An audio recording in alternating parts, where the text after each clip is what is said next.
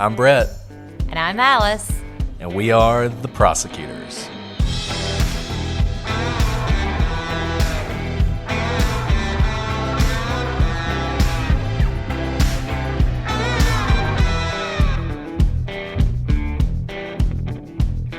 Today on The Prosecutors, we answer your questions and respond to your feedback in this, our first Q&A episode.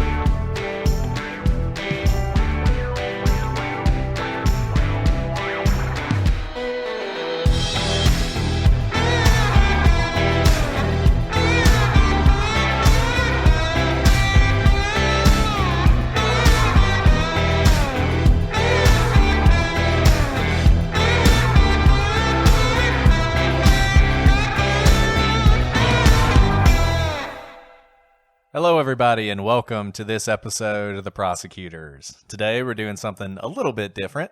Instead of addressing a case, we're going to answer your questions and respond to some of your feedback. I'm Brett and I am joined as always with my wonderful co-host, Alice. Hey everyone, thanks so much for writing in. We really appreciate it. You know, Alice, I honestly didn't really think anyone was going to write in, at least this early. So Ye of little faith. Did you not know the power of Reddit? Exactly. The power of Reddit. Hello, Redditors. Yeah, I mean, look, I just want to say to everybody who is listening, thank you. We received a lot of feedback, had a lot more downloads than I expected. And I got to say, things are going great so far. But yeah, we had a lot of really encouraging comments. We had some criticism too. And we had some questions about Elisa Lam and some of the things in that episode. So today, we're going to address those questions, try and respond to some of the feedback we got, good and bad. I think we can kind of divide this up into two discussions, one about Elisa Lam itself, and then go to the more general questions about the podcast and about us. I'll start off by saying this.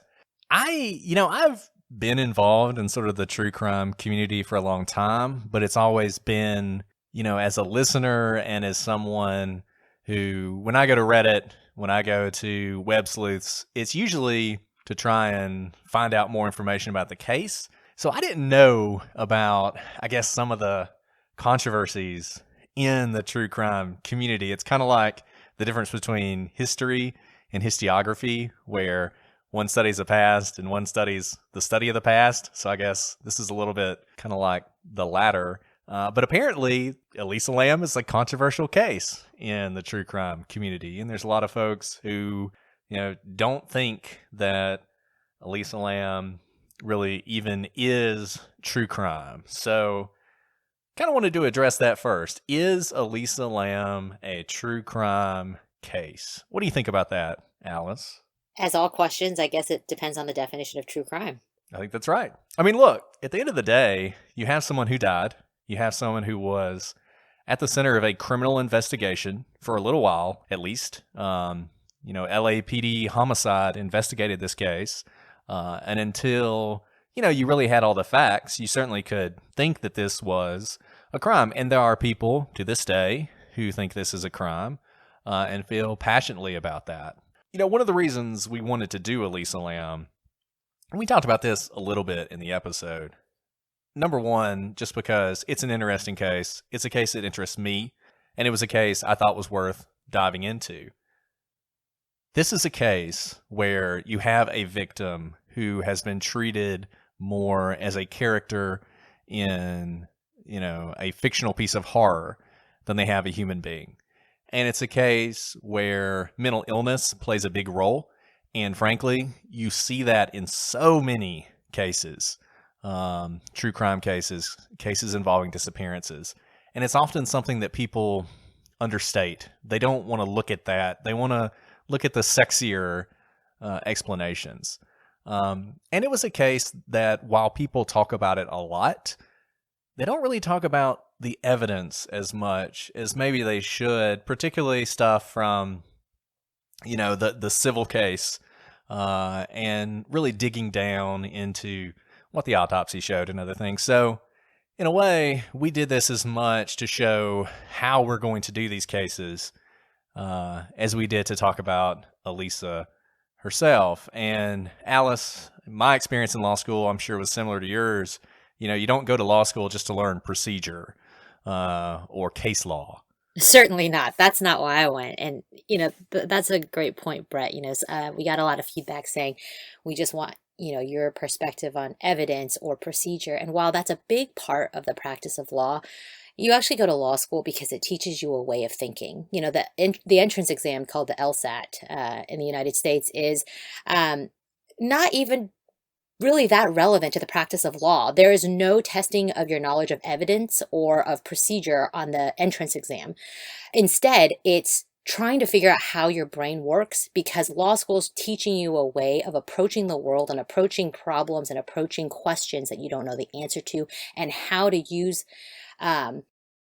questioning and analysis to arrive at the closest to the truth that you can. And we bring that to, we're trying to bring that to bear to all aspects of questions, not just, the cold, hard, this is the federal rules of civil criminal procedure 1, 2, 3, 4.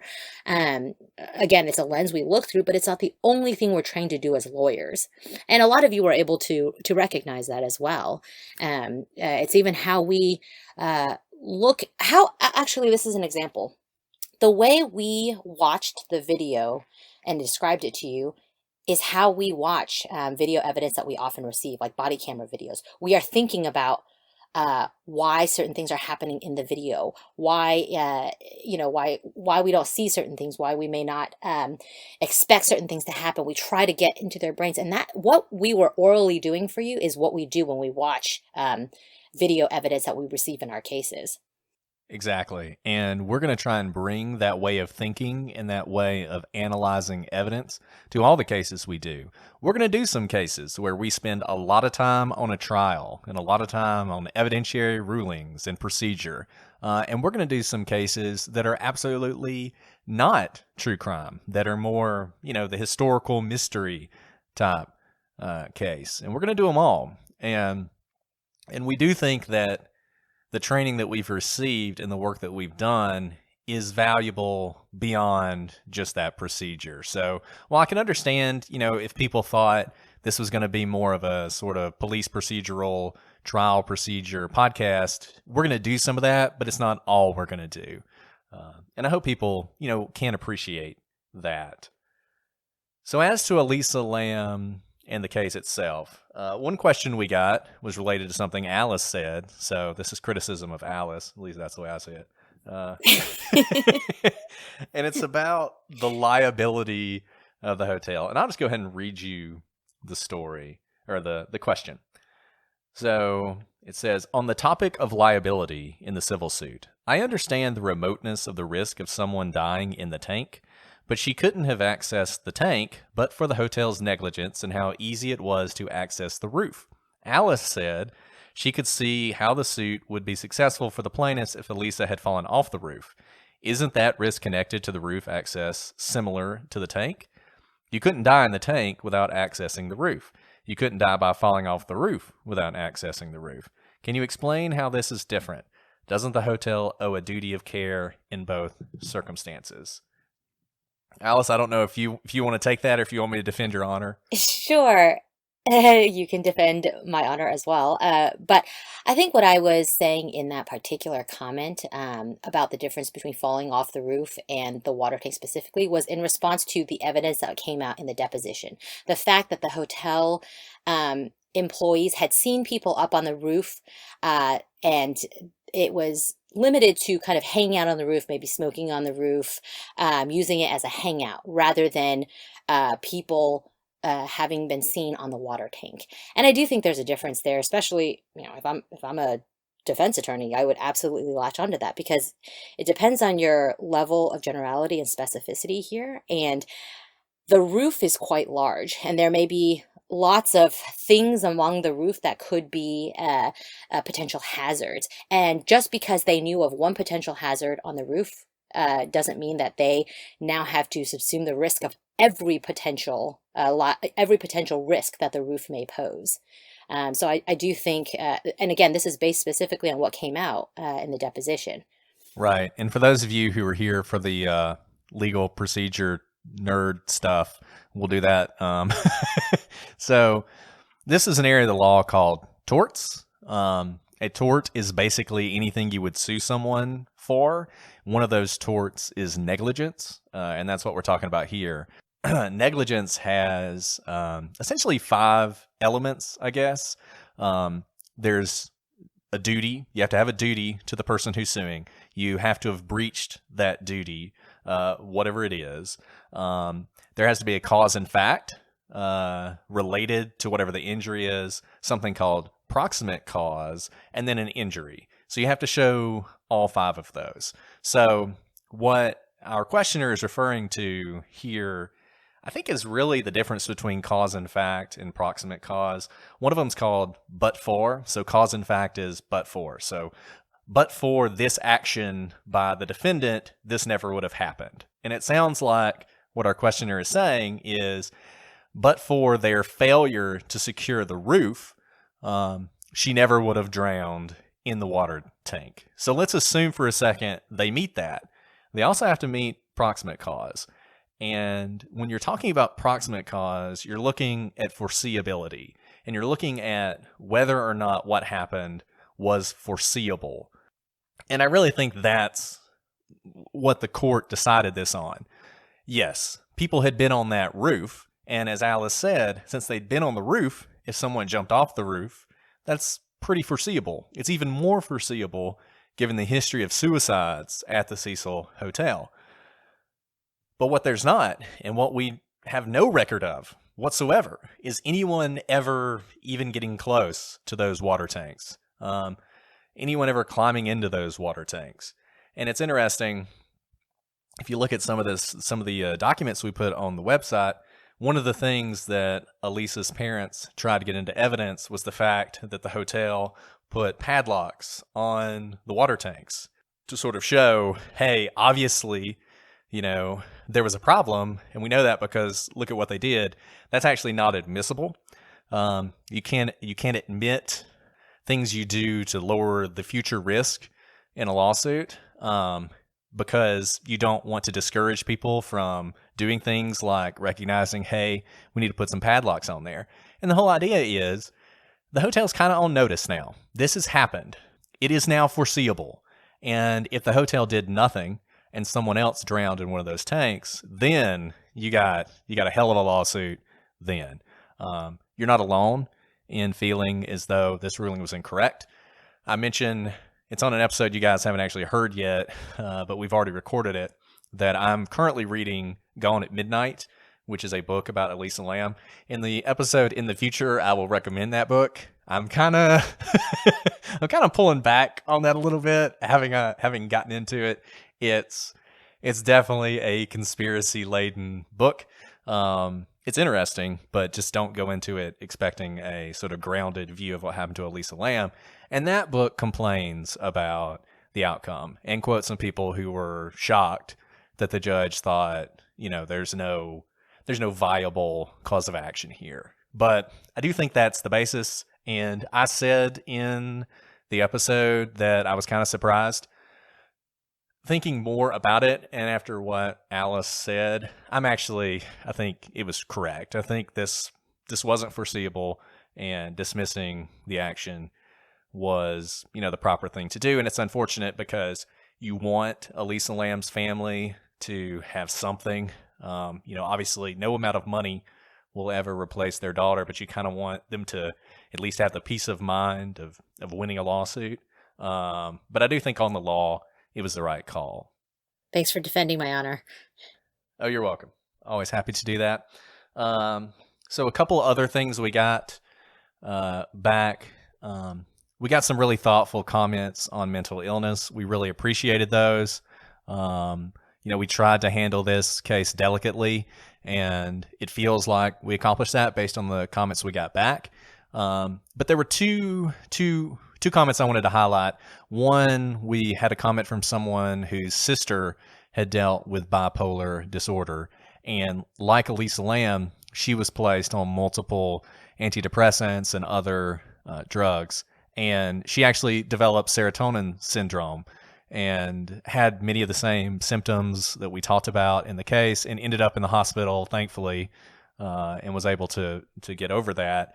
But it was an interesting comment from someone who's had real life experience with that.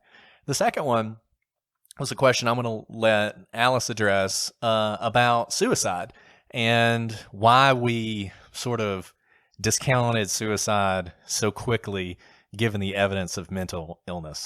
Yeah, thank you. And we got a number of comments from people asking, okay, so she did die not because of some sort of crime, but why not suicide? Why didn't you discuss suicide? Now, it crossed my mind, but I guess with suicide, I was thinking, is there an intent to kill yourself if you're in the midst of a psychotic break? And now, having heard from a lot of people who have dealt with mental illness in response to this podcast, or have lived with people who have dealt with mental illness, they say that when there is a psychotic break, people do have delusions and may even have voices telling them to harm themselves, even to kill themselves. And so their intention would be to kill themselves. But I think I would still call that the psychotic break causing the death rather than the actions, even if during the psychotic break, the intention is to kill yourself or harm yourself.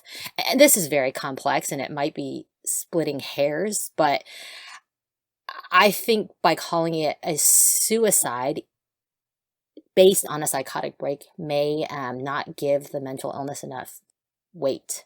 Brett, what do you think about that? Yeah, it's one of those. I mean, frankly, it's kind of a delicate discussion. I know people have very strong feelings on this for obvious reasons. Personally, I don't think that she got in the water tank to kill herself.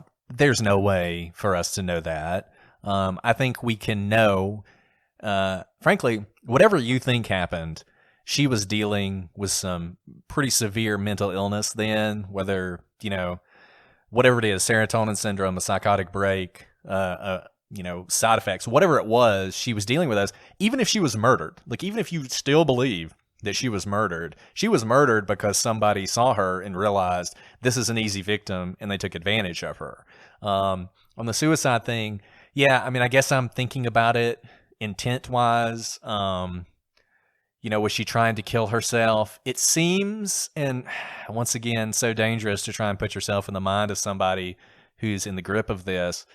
It seems like she would just jump off the building if she was, trying to kill herself. This is a pretty complicated way to kill yourself, to go into those water tanks. And if you've seen some of the pictures we've posted on Instagram, I think for our third episode, we use a picture of the water tanks, and you can tell just how difficult it frankly was for her to get there to that water tank. It just seems awfully complex. And one other thing I'd like to note that we said repeatedly throughout our episodes of Elisa Lam is her hopefulness.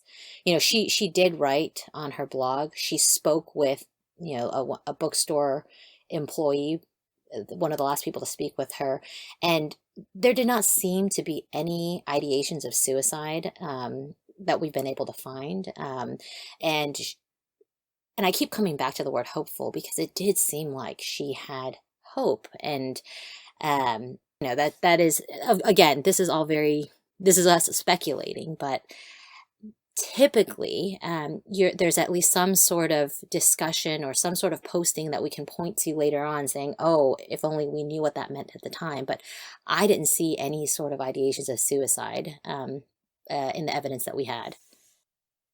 Yeah, I think there's just no way to know, honestly. It's certainly possible that she had sort of a mental break and, to be crude, the demons in her head told her to kill herself.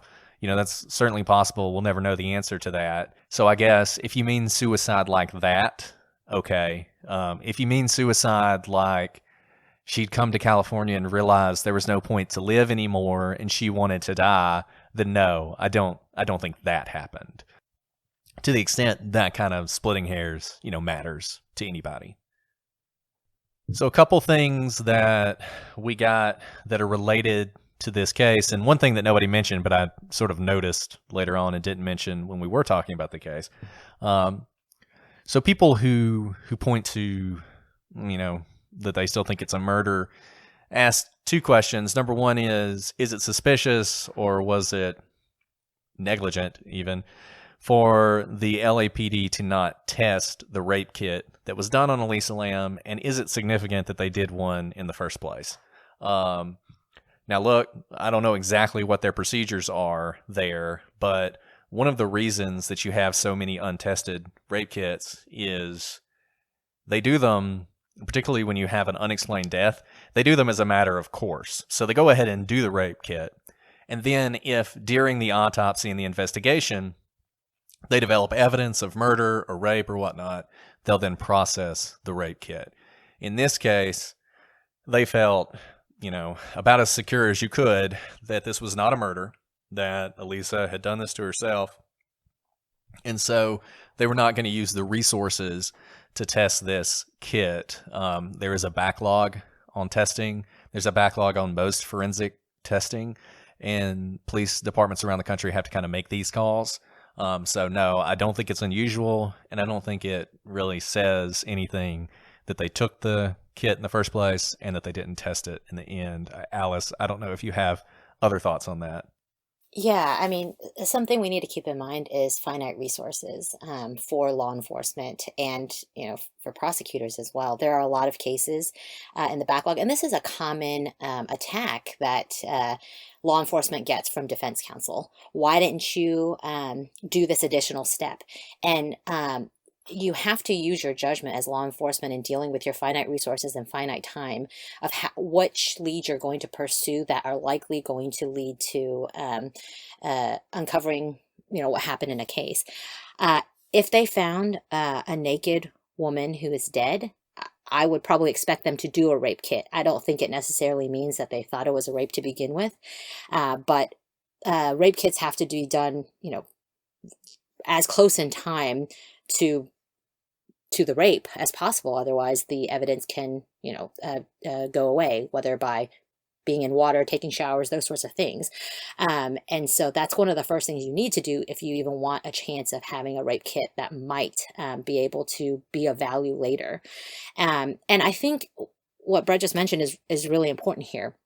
Rape kit testing has backlogs in many districts because one of the first things you do in a lot of these cases is to take a rape kit. And there's priority in how you process those kits if they don't think that there's been a rape in this case. And there are other cases where perhaps the victim is alive, maybe still at danger, maybe someone is still out on the loose, those sorts of things. They may prioritize other cases to process because they need more immediate answers and it's more pertinent for those cases. So while, of course, we're looking at Elisa Lam as just one case, keep in mind that law enforcement have many, many cases they're investigating and they have finite resources. So another question we got was, is there any evidence of drowning in this case? And this is actually something, if you believe in murder, it gets pointed to a lot. In the book I'm reading, this is actually one of the guy's main arguments for why, I haven't gotten to the end of the book, but I assume is going to be one of his main arguments for why this was murder, that there was no fluid in the lungs themselves. And that's more or less true, but it's actually not that significant. Essentially, when a body has been in water after drowning for more than a few days, you're going to have something called pleural effusion and postmortem transudation from the lungs. And essentially what that is the fluids in the lungs flow out into the rest of the body. It's part of the decomposition process. Elisa was in that water tank for quite some time, so it's not surprising that would happen. It's actually the case that in around 10% of drownings, you don't even have water in the lungs at all. The body essentially shuts down the breathing apparatus when water is first introduced, and you suffocate, but you don't drown, which is weird, but it does happen. Probably not what happened here, and the reason we know that, the pleural space, which surrounds your lungs, normally has between 15 and 20 cc's of fluid. if you look at Elisa's autopsy report, she had 300 cc's on the right lung and 200 cc's on the left. So that's where some of that fluid went. It flowed from the lungs themselves into the cavity. Given the state of decomposition, yeah, it's just not.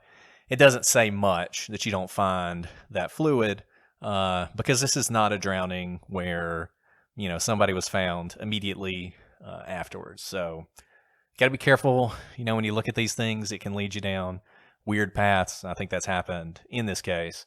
But no, there's just no evidence of foul play here. So we stand by our conclusions in the episodes we did, and I think if you give them a listen and you kind of come at it with an open mind, I think it's hard really to come to any other conclusion. One last thing on Elisa Lam. We talked about the dogs. One thing that I actually didn't know until recently, we talked about the dogs and how there was no hit. That's actually not right.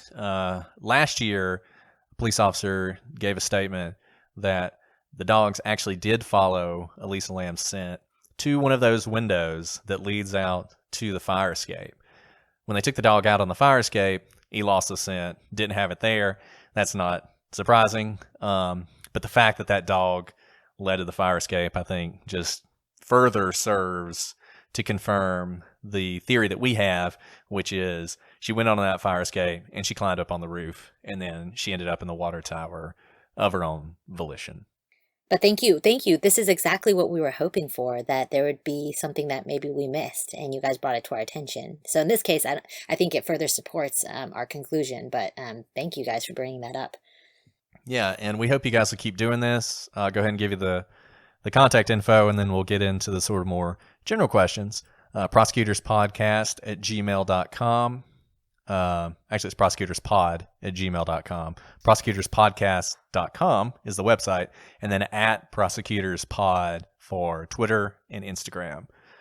So yeah, as we do these, we want to hear from you. This is exactly what we wanted. And I think it makes for, an even better discussion of the cases to kind of have some back and forth. It's one of the reasons places like Web Sleuths work so well, because you've got that sort of wisdom of the crowd going on. So that's Elisa Lam. If there's other questions we haven't covered, feel free to go ahead and shoot them to us. We can address them in a future episode. But for now, we'll go to some of your general questions and general comments. So the first one is that our theme song is too long. Sorry, you're just going to have to fast forward. I mean, the theme song is the best part of the podcast. So if you don't like the theme song, I don't even know why you're listening. I want to make a quick comment on that. I thought this was an interesting a note on our times. So there was a study a few years ago. It's eluding me, which publication this was in, but there was a study that in the last 15 or so years, the length of TV show intros and their songs has dramatically shortened from an entire length song. Think of like Friends, Cheers, Gilmore Girls. 2-minute long songs have now cut to essentially, Law and Order's two-note sound. And the comment was based on how TV producers are pressed for time. They want, more for plot development, and also that we want instant gratification as a society. We don't want to have to wait through the credits or any other sort of formalities. We want the last note now, which I just thought was an interesting comment that so many people had so many comments about the song length.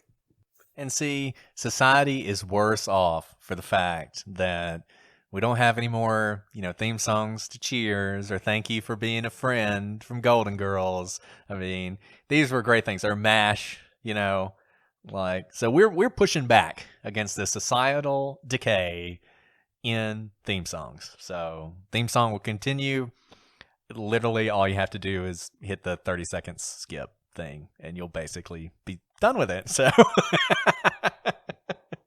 but thank you. Hey, thank you for caring enough to write about our song. That's you have to care to criticize, so thanks. It's true. It's a very, didn't take long to get the criticisms, and that's the first thing that happens in the show. But that's okay.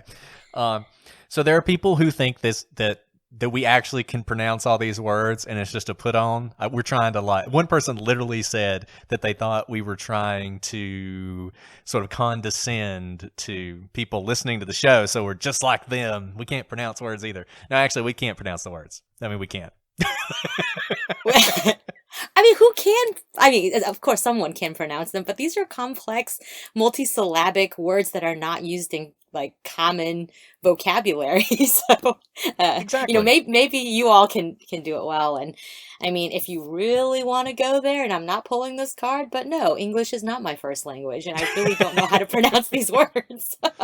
Yeah, and I'm from the South, so English is barely my first language. But I guess we could spend a whole lot of time going over and over these words before we do the podcast, so we could pronounce them correctly.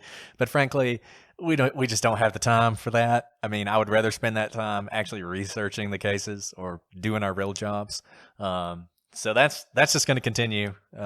Sorry, you can laugh at us. I mean, but we're not doing it. We laugh at us. We do. And we're only 4 episodes in as you're listening to this, but we're a little bit ahead in recording, and I can tell you there's more coming. So, okay, so somebody else who actually apparently enjoyed the first episode wanted more background on us and sort of who we are. So, we're still operating under the naive belief that for a little while at least, we can do this relatively anonymously and not deal with, the issues of trying to comment on anything in the public space. But, we'll give you a little bit more background on us. Somebody asked where I'm from. They guessed Tennessee. I'm from Alabama, so you're close. I won't be insulted by that. So I've already said, went to Harvard Law School, a little bit about my legal career. I worked at a law firm for a little while. I did not enjoy that. I mean, no one enjoys working at a law firm, but it was never really what I wanted to do. I came from a very sort of poor rural area of Alabama, and my family, for the area was pretty well off, and we were like, lower middle class, but for that area, I had huge advantages over the kids I was going to school with. And it was always sort of beaten into my head that, these were blessings I didn't deserve and I needed to kind of go out and earn them. So I've always wanted to do public service. So after law school, worked briefly at a law firm to help pay off some of those student loans I had taken out, and then immediately went into public service. So I've worked, and I said this before, I've worked in state government. I've done legal work in state government. I've worked in the federal government, sort of seen a lot of different angles, a lot of different perspectives on the law. But this was always kind of what I wanted to end up doing.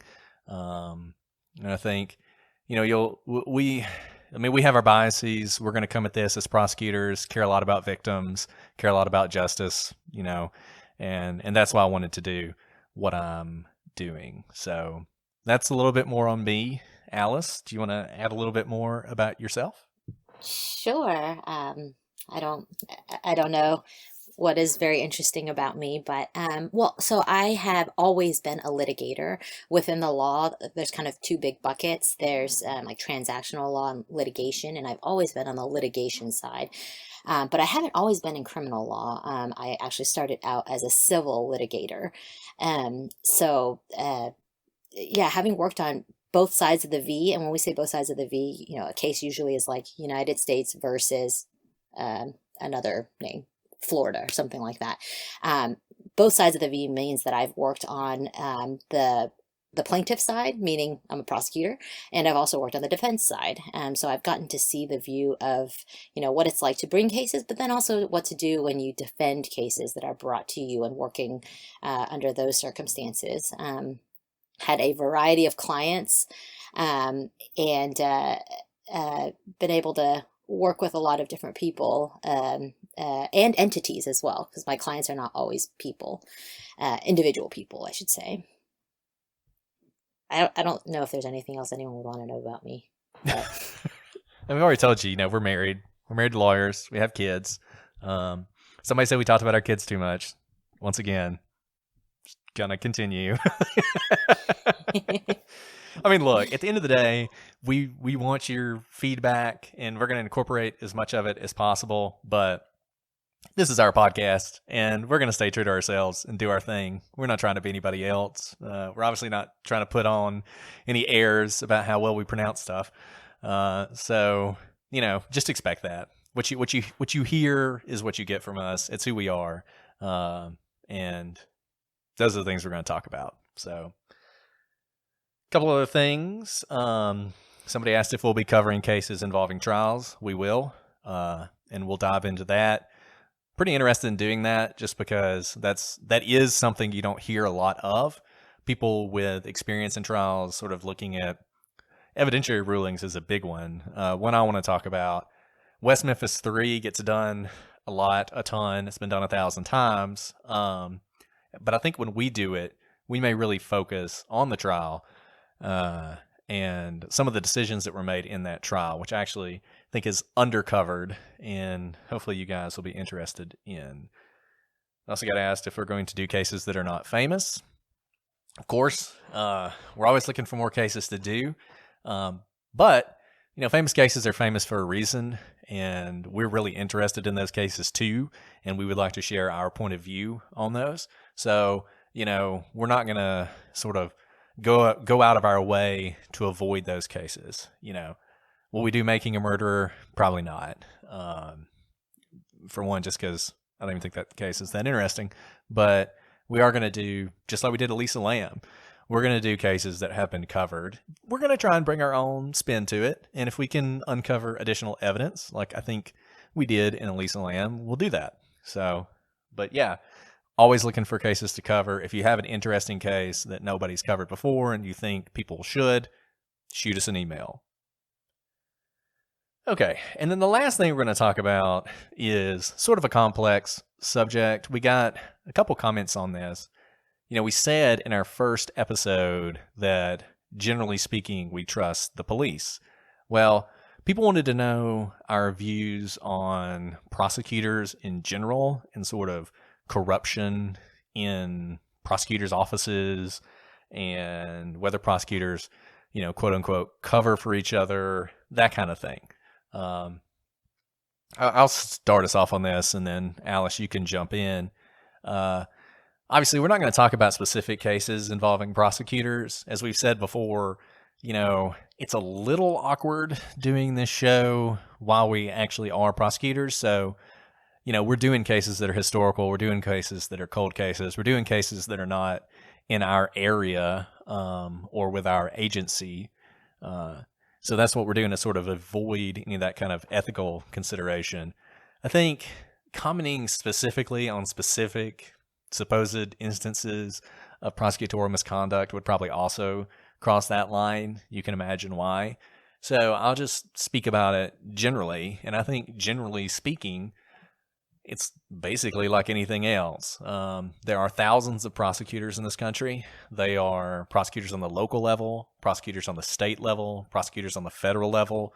They are in big offices, small offices, and everything in between. They prosecute everything from traffic citations to capital murder.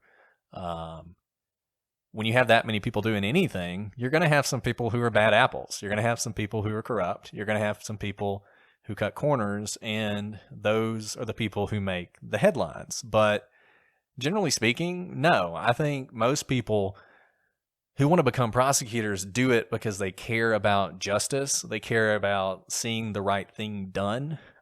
They care about getting it right. And that's something that's really drilled into our heads. Now, look, I also think it's like anything else. I think if you have a smaller office with less oversight, you're probably going to have bigger problems. Somebody also asked us about a Netflix special called How to Fix a Drug Scandal. I'm one episode into that show. It's really good. I think you guys should check it out. But it's not about prosecutors. It's about drug chemists. And the first episode is about a drug chemist who worked in a small office and essentially started kind of stealing drugs from the evidence she would receive and then taking it herself. And if you watch that, what you see is she was often at the offices alone. There often was no supervisor. There was often no supervision. There was often very little training.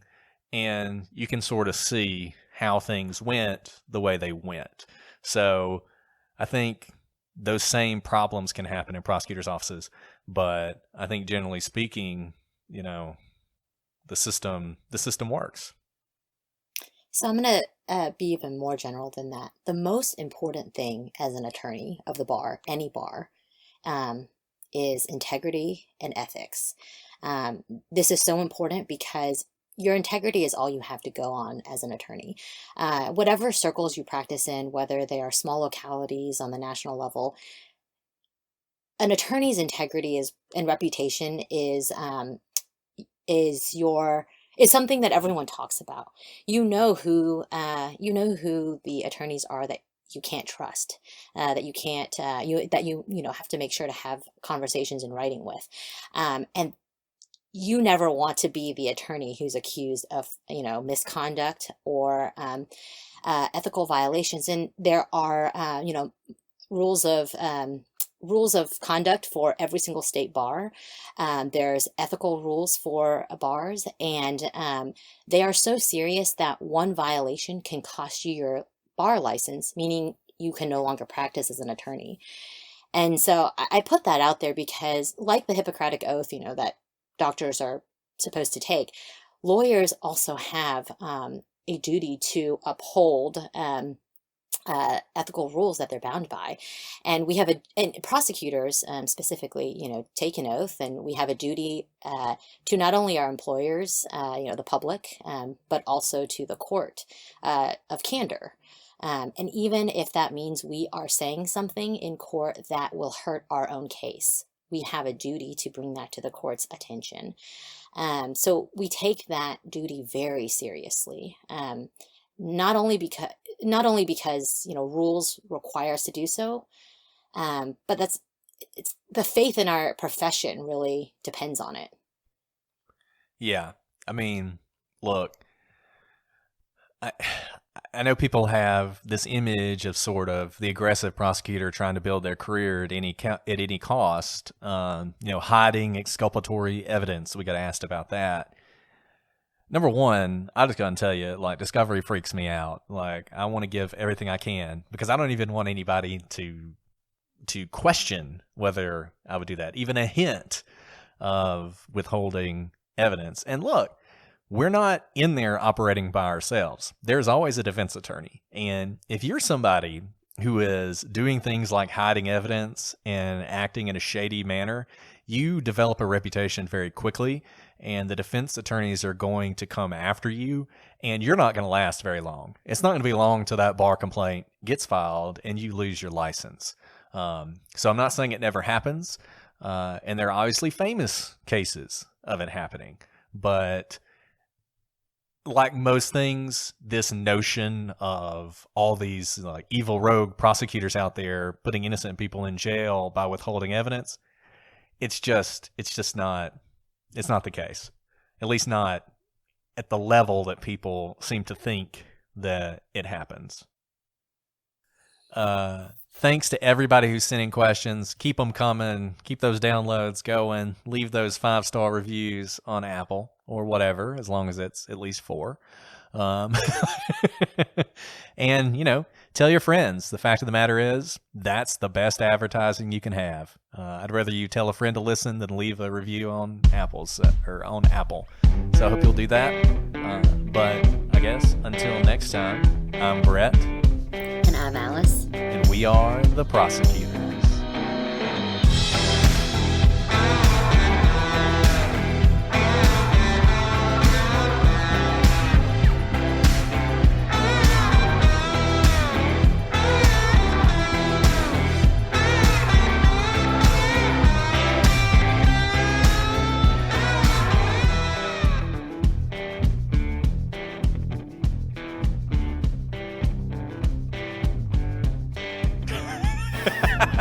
cut out that laugh. that again. Didn't someone say you laugh too much or we laugh too much? Yeah, we laugh too much. I laugh because I love life.